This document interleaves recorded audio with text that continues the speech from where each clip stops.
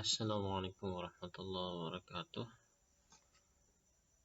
Selamat siang ya. Senang sekali bisa kuliah dengan kalian lagi walaupun hanya lewat daring ya, dengan media online. Insya Allah akan saya lanjutkan materi matematika keuangan ya, setelah sebelum UTS itu dilakukan atau diampu oleh Pak Herman Sambodo. Untuk saya nanti pada dasarnya yang akan saya sampaikan adalah sampai sebelum UAS ya, yang akan saya sampaikan adalah terkait dengan deret ya, deret hitung dan deret ukur dan aplikasinya di bidang keuangan atau bidang finansial. Jadi teori dasarnya akan saya sampaikan hari ini, yaitu apa itu deret hitung dan apa itu deret ukur ya, dan apa saja yang harus dicari dari kedua deret ini.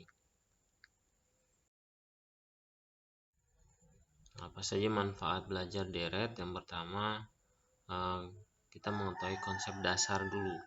Konsep dasarnya nanti ada deret hitung, deret ukur ya. Berikutnya bisa kombinasi di antara dua deret itu, yaitu kombinasi antara deret hitung dan deret ukur. Yang berikutnya, konsep deret ini juga nanti bisa diderivasi, bisa diturunkan dalam aplikasi dunia bisnis. Salah satunya contoh adalah menghitung pertumbuhan usaha. Ya, berikutnya bisa menghitung future value, present value ya, atau anuitas yang sering kita lakukan. Ya, nanti ada future value annuity, ada present value annuity atau anuitas yang sifatnya adalah nilai yang akan datang atau nilai yang saat ini ya, atau yang present value-nya. Nah, ini manfaat belajar deret. Jadi simpel kan, nanti kita hanya membahas deret dan turunannya saja, aplikasinya dalam dunia bisnis. Nah, apa itu deret? Definisinya, deret itu merupakan barisan bilangan yang mempunyai perubahan antar suku yang sama ya. Kalau dia bentukannya adalah penjumlahan atau pengurangan, maka ini disebut dengan deret hitung. Kalau dia perubahan antar sukunya merupakan perkalian atau pembagian, ini disebut dengan deret ukur.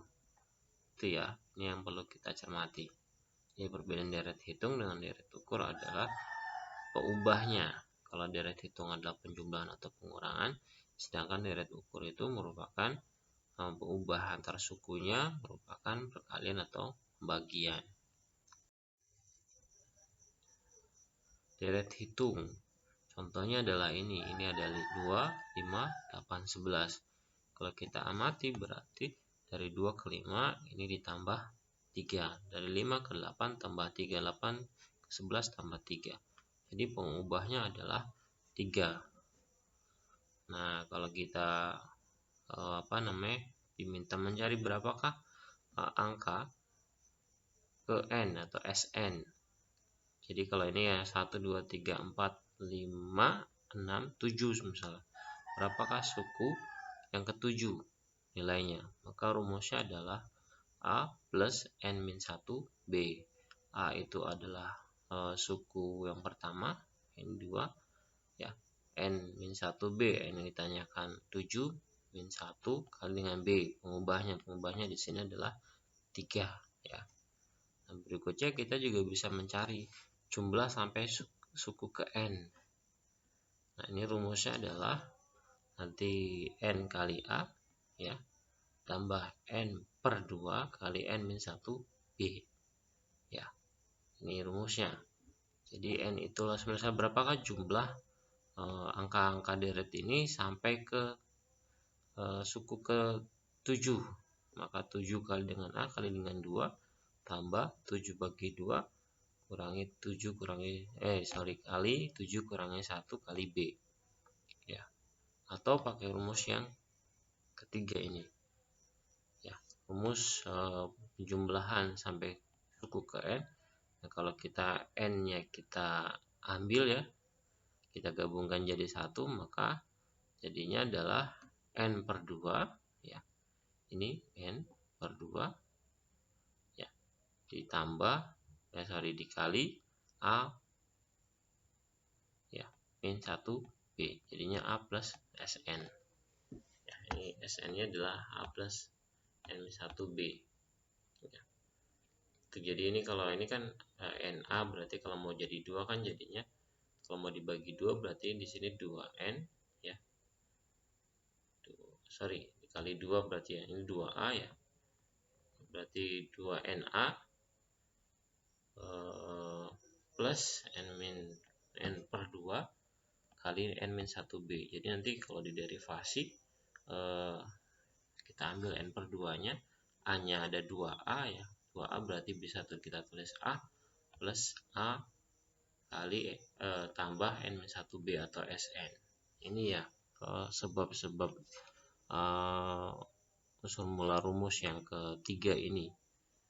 Oke, ini rumus-rumus yang kalian harus pahami, yang harus kalian catat, dan jangan sampai lupa ya. Nanti silahkan kerjakan latihannya.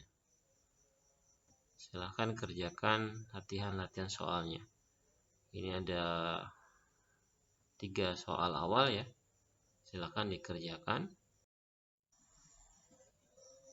Ini soal yang keempat.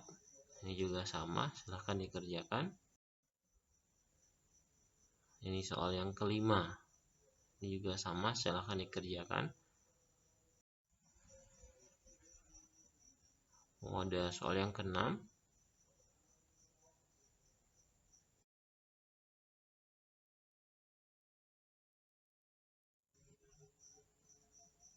Nah, untuk deret hitung tadi ada 6 soal yang harus kalian kerjakan. Lumayan banyak. Rumus dasarnya yang tadi ya, yang tadi saja. Nanti kalau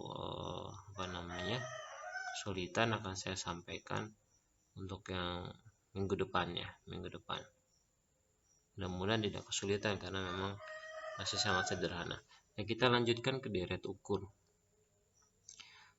Ini contoh dari deret ukur ya, ada angka 2, 6, 18, 54. Kira-kira ini pembedanya itu berapa? Dari 2 ke 6, 6 ke 18, 18 ke 54. Kalau kita amati, maka 2 ke 6 itu dikali 3. 6 ke 18 juga dikali 3. Dan berikutnya 18 kali 54. 18 menjadi 54 itu juga dikali 3. Jadi ini merupakan deret ukur karena pengubahnya adalah dalam bentuk perkalian. Nah, rumus untuk mencari suku ke N, misalnya suku yang ketujuh adalah seperti ini. A itu adalah suku pertama dikalikan dengan G, kalau tadi B ya pengubahnya, ini G geometriknya, N-1 pangkat N-1. Saya ulang lagi rumusnya, SN sama dengan A kali G pangkat N-1. Ini harus kalian catat, Sama seperti deret hitung, juga bisa dihitung jumlah sampai suku ke N. Rumusnya adalah seperti ini. Ya. Kalau kita amati di sini ada satu hal yang sama, 1 min G ya. Maka rumusnya A adalah suku pertama kalikan dengan 1 min G pangkat N dibagi dengan 1 min G. Cara mengingat-ingatnya adalah seperti ini. Berikutnya kalian bisa mengerjakan soal latihan berikut. Nah, ini latihan soal deret ukur yang pertama dan yang kedua. Silakan dicermati ya. Terus ini yang ketiga, soal yang ketiga adalah seperti ini. Silakan dicermati. Ini soal yang keempat dan yang kelima ya. Nanti yang perlu kalian hati-hati adalah mengerjakan soal yang kelima ya. Ini harus sedikit berbeda dengan perhitungan deret ukur yang sudah ada ya. Ini kan kalau saya amati ini jumlah kota Majalengka tahun 2007 sebanyak 10 juta. Jika pertumbuhan penduduk 2% per tahun, berapa jumlah penduduk kota tersebut tahun 2013? Ini nanti kalian menghitung tidak menggunakan rumus deret ukur yang standar, tapi lebih menggunakan perhitungan dari bunga majemuk ya. Nanti silakan dicari dulu. Nanti akan saya sampaikan di pertemuan berikutnya.